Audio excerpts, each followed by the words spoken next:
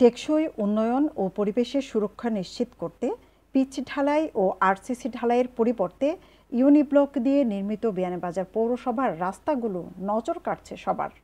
পরিবেশ বান্ধব ও নান্দনিক রাস্তায় বদলে যাচ্ছে পৌর শহরের বিভিন্ন এলাকার পরিবেশ। বিয়ানীবাজারের মধ্যে প্রথম পৌর শহরতলির আব্দুস সালাম রোড ও দাসগ্রাম ফতেপুর পৌর ভবন রোডে ইউনিব্লক ব্যবহার করে রাস্তা নির্মাণ করে উপজেলা প্রকৌশল অফিস। পরবর্তীতে নয়াগ্রাম রোড সহ একাধিক রাস্তায় ইউনিব্লক ব্যবহার করা হয়।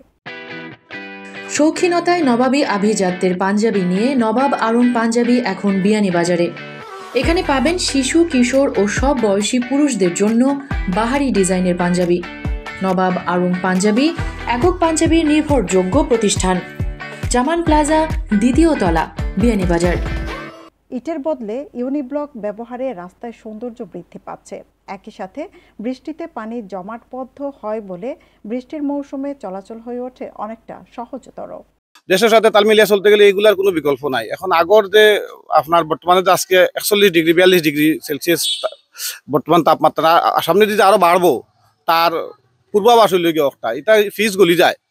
আর আমার মনে হয় যে পৌরসভার প্রত্যেকটা রাস্তা নান্দনিক করা লাগে, এটার কোনো বিকল্প নাই।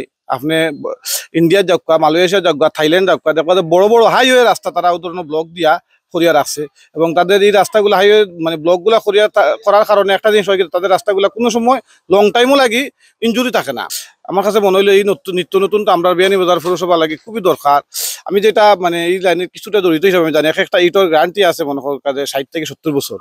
আপনি বুয়েট টেস্টে যে তারা দিছে রিপোর্ট দেয়, তো এগুলো সঠিক প্রপার মান নির্ণয় করিয়া যদি ইটগুলো আনা হয়, আমার মনে হয় এগুলো 50-60 বছর 70 বছরে এইটা রাস্তা কিচ্ছু হইতো না। 1000 তো বালা এই যে বছর হয়েছে আর মোটামুটি গাড়ি ঘোড়া চলে, মোটামুটি চলে, বালাও চলে। আগের রাস্তা থেকে অনেক ভালো হয়েছে। আগের রাস্তা থেকে বহুত ভালো। আগে তো একবারে গাছ করা আছে, বাড়ি রিক্সা হইত না। এখন ইলিয়ার করায় মোটামুটি গাড়ি ঘোড়া মোটামুটি ভালো। আমার কাছে ভালো লাগে, রাগ থেকে এখন মোটামুটি ভালো রাস্তা লাগে। এটা ফিট থেকে মোটামুটি ব্লকটা ভালো লাগে। ব্লকরটা হইল খাসটা টেকসই হইব, লং টাইম যাইব, কারণ ইট সোলিং দিয়ালে কারণ দাবি যায়। আমার আশা যে এই ব্লকের কারণে রাস্তাটা দাবতো না নিচে দি, আর সাইডে দিয়ে যে পাইলিং দেওয়া হয়েছে এর কারণে লং টাইম লাস্টিং করবো রাস্তাটা। ফিস থাকিও মনে করি ব্লকের কাজটা ভালো হয়েছে। পৌরসভার ভিতরে যতটা রাস্তা আছে ফাঁকা ফিস দিয়ে না করিয়া ব্লক দিয়ে করা লং টাইম লাস্টিং করবো আর মানুষ যাতায়াতের লাগে সুবিধা হইব। এটা অনেক মজবুত এবং এই রাস্তা দিয়ে এখন যদি আটা হয় বা কোনো বড় গাড়ি হয় তাহলে এই দুইটা ব্লক যেটা আছে দুই ব্লককে আটকে রাখবো রাস্তাটা।